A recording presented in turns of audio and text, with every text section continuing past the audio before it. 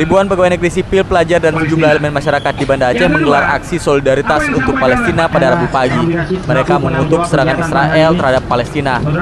Aksi solidaritas yang diikuti oleh pelajar dan sejumlah elemen masyarakat Aceh di Jalan Teguh Daud Berde, Banda Aceh ini dipimpin langsung Wali Kota Banda Aceh, Iliza Sadudin Jamal. Iliza menginstruksikan seluruh pegawai untuk mengikuti aksi simpatik ini. Selain mengutuk serangan Israel ke Gaza, para peserta menyayangkan sikap Perserikatan Bangsa-Bangsa yang diam terhadap kejahatan kemanusiaan yang dilakukan oleh Israel. Padahal Israel telah melakukan tindakan genosida terhadap warga Palestina.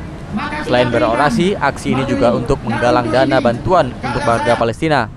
Dari aksi ini, panitia berhasil mengumpulkan uang sebesar 140 juta rupiah dari pelajar, guru, dan pegawai negeri sipil. Sementara sebelumnya dari kalangan pegawai negeri sipil dan guru di Banda Aceh juga telah terkumpul sumbangan sebesar 524 juta rupiah. Sumbangan itu nantinya akan segera disalurkan untuk membantu warga Palestina. Dari Banda Aceh, Hendra Saputra melaporkan untuk Aceh Video.